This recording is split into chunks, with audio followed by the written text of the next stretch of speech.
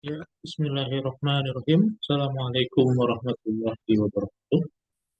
Ya, selamat datang teman-teman di mata kuliah ya, ekonomi internasional ya. Eh, Pada pertemuan ini ya yang akan saya bahas adalah berkaitan dengan bahasan dan topik kita pada pertemuan 9 ya, TM9, yaitu berkaitan dengan Islam dan perdagangan.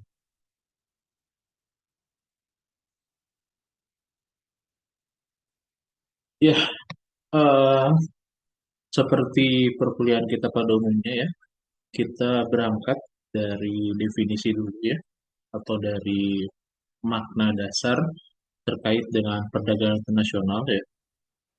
Jadi perdagangan internasional sendiri kan seperti yang sudah kita bahas pada pertemuan sebelum-sebelumnya ya, berkaitan dengan perdagangan ya yang sifatnya antar negara ya, antar wilayah ya, antar lembaga kerjasama ya, bisa sifatnya antar negara, bilateral ya atau multilateral. Sebagai seorang ya calon sarjana ya akademisi ekonomi Islam, tentulah kita perlu untuk mempelajari ya perdagangan internasional tidak hanya menggunakan kacamata perdagangan internasional biasa ya atau ekonomi biasa, tapi menggunakan kacamata ekonomi Islam ya. Dan Islam ya sebagai peradaban meninggalkan sisa-sisa ya perdagangan internasional yang jejaknya gitu ya, baik secara tulisan, secara budaya masih dapat dirasakan sampai pada hari ini. Nah, teman-teman, eh, landasan etika utama ya yang menjadi pembeda antara perdagangan Islam ya, baik yang sifatnya mikro ya atau yang sifatnya makro ya, dalam sifat dalam skup yang lebih luas itu berkaitan ya dengan tiga landasan etik utama ya. Yang pertama itu adalah larangan segala hal yang merugikan salah satu pihak ya. Jadi prinsip dagangnya ya, prinsip usahanya ya, meskipun itu tidak dijalankan oleh individu ya, tapi dijalankan oleh negara, entitas yang jauh lebih luas, jauh lebih kompleks, tapi prinsipnya sama. Tidak boleh ada negara yang dirugikan ya dalam hal eh, perdagangan gitu ya, termasuk di dalamnya adalah menjual ya atau membeli produk-produk yang bisa menodai atau menghancurkan maqasidus syariah. Ya, tentunya negara-negara yang menerapkan prinsip ya, prinsip perdagangan secara Islami menghindari segala jenis ya barang ya atau jasa yang sifatnya secara syariat itu tidak diperbolehkan. Misalnya minuman keras ya atau misalkan obat-obatan terlarang ya. Nah, yang kedua adalah kejujuran dalam transaksi dan timah. Ketika sebuah transaksi ya, baik yang sifatnya kecil maupun yang sifatnya besar, dinodai oleh kebohongan ya, maka hal ini dapat menciptakan ketidakpercayaan. Ketidakpercayaan ini bisa berujung pada permusuhan ya, dalam ranah yang kecil manusia antar orang ya, antar individu itu mungkin hanya terbatas pada eh, permusuhan yang sifatnya kecil mungkin ya. Tapi jika itu dalam skala yang lebih besar, negara, maka permusuhan tersebut sifatnya amat sangat merugikan orang banyak. Dan yang ketiga adalah ganjaran utama, ya.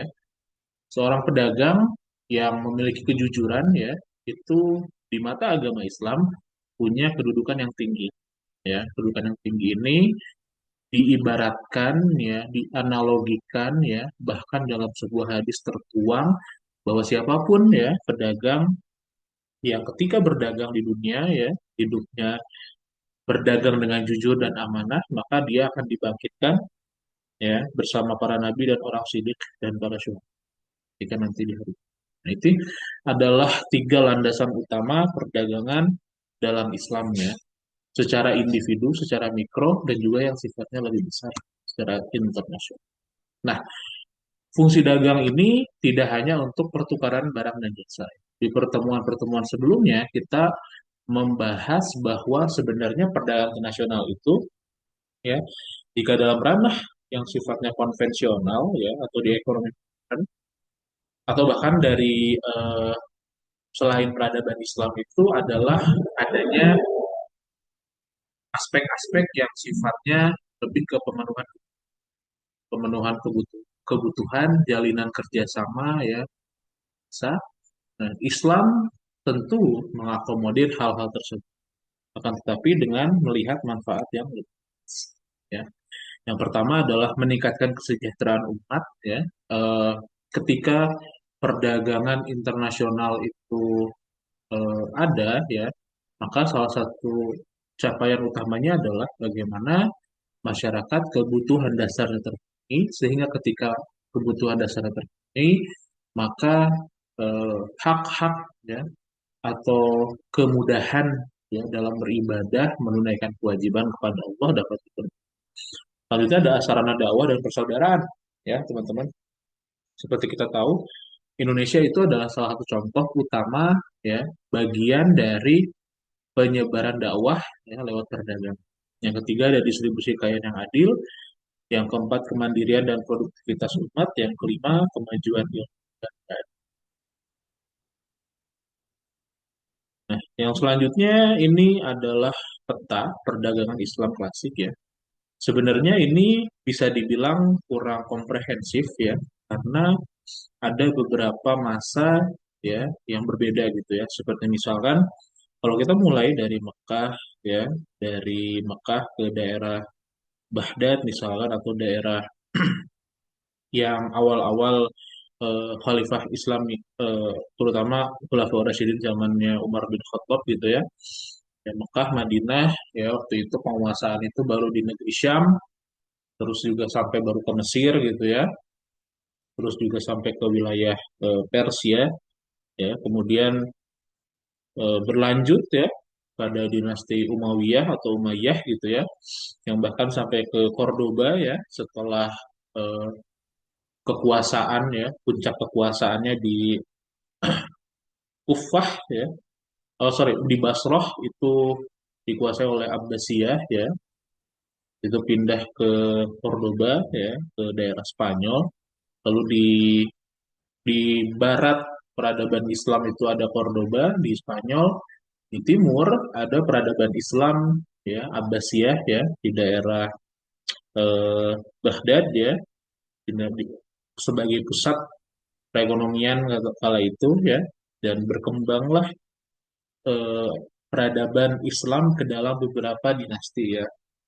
Jadi ini petanya sifatnya eh, bisa dibilang eh, peta-peta, ya, atau pelabuhan-pelabuhan dari Khulafaur Rasyidin sampai beberapa dinasti setelahnya gitu. Jadi eh, tidak hanya dalam satu tentang waktu, tapi dalam ratusan tahun. Nah, eh, seperti yang kita tahu gitu, ya teman-teman, perdagangan internasional Islam tadi seperti saya sudah sampaikan pada awal perkuliahan atau pada awal materi itu menyebabkan berbagai macam peningkatan. Lima diantaranya, ya, yang bisa terasa sampai saat ini kontribusinya, ya teman-teman, ada sistem keuangan dan pembayaran, ya, jaringan dagangnya, ya, pelabuhan-pelabuhan, ya, pasarnya, dan bagaimana corak-corak Islam itu tetap ada pada beberapa daerah, etika dan regulasi pasar, ya, transfer ilmu dan teknologi, dan selanjutnya integrasi sosial dan data. Seperti itu, teman-teman.